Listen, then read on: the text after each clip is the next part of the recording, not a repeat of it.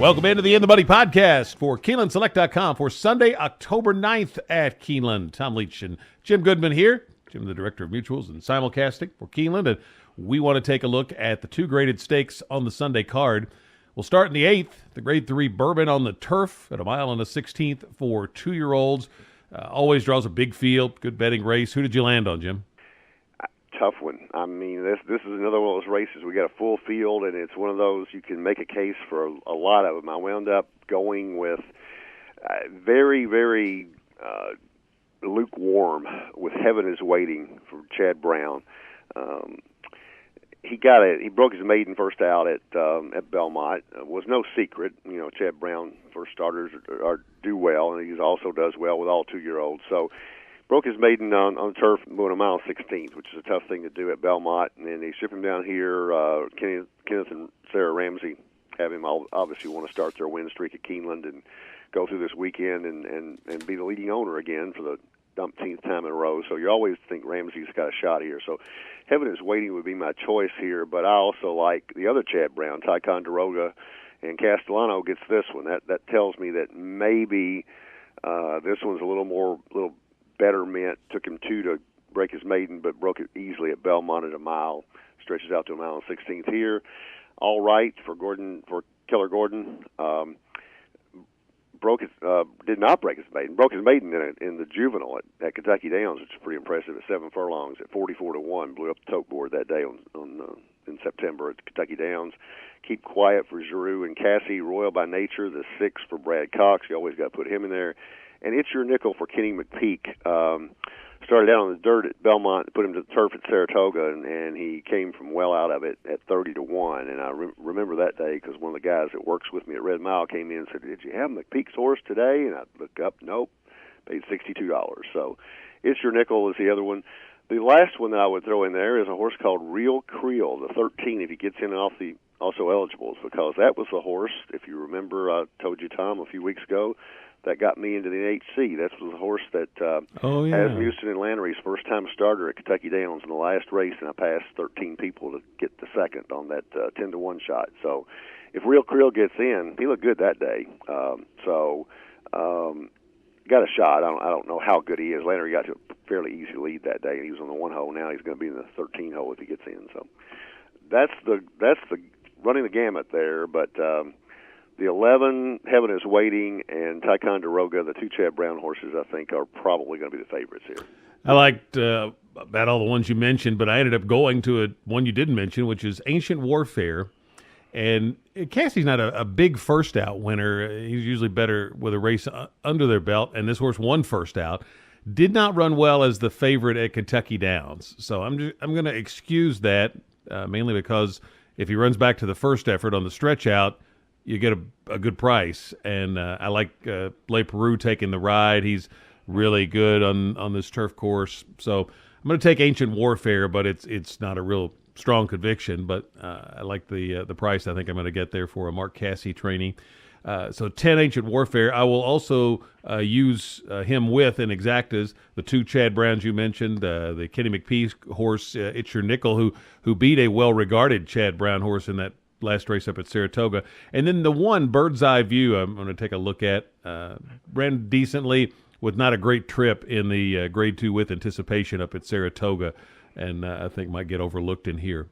9th race, the Grade 1 Juddmonte Spinster, only 5 in here, and with that small field, I just couldn't get past I'm a Chatterbox. She won't be much of a price, but with that speed in a small field, she's run well at Keeneland.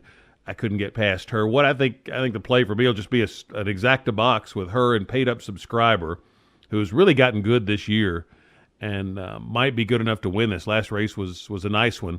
So I'll just box those 2 and hope the higher price one gets home, but I'm betting that it won't, or picking that it won't, and that's I'm a Chatterbox is my win pick. How about you? I agree with you. The recurring theme over the first weekend has been wide open races, but there's always been one race a day in the late pick 4 or late pick 5 that's been a standout.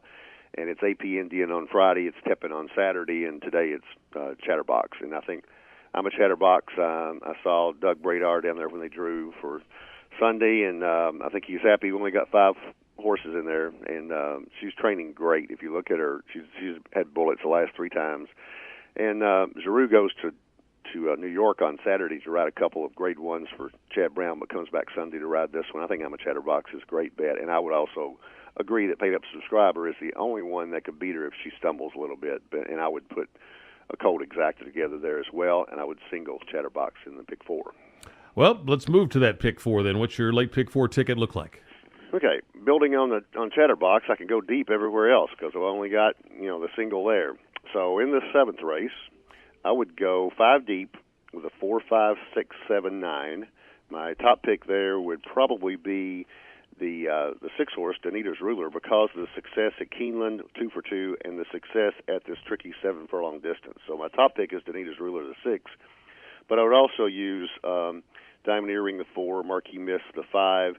Kath Ballou the 7, and the 9, Shea Jolie. So I go 5 deep there. In the Dixiana Bourbon, I go as deep as I can afford, and I would probably use the 6 horses that I talked about, and you talked me into. I think I skipped over the Mark Cassie horse, so I go 7 deep in there with the 2, 3, 5, 6, 9, 10, 11. And my top pick again there would be Heaven is Waiting the 11, and also the Ticonderoga go the 2. Single the 3 in the feature race, and then the last race, I go 2, 8, 9, 11 with Brooks House for Philip Oliver and Alvarado, Barbados Kitten for Wesley Ward, the 8, Crystal Wave, the 9 for Todd Pletcher, and Every Moment, the 11, who would be my top pick for Michael Stidham, coming off a couple of good efforts at Arlington, one on the turf and one on the poly track. So that would be my ticket, and that would be 5 by 7 by 1 by 4, and I think if my math is correct, that's somewhere around $70.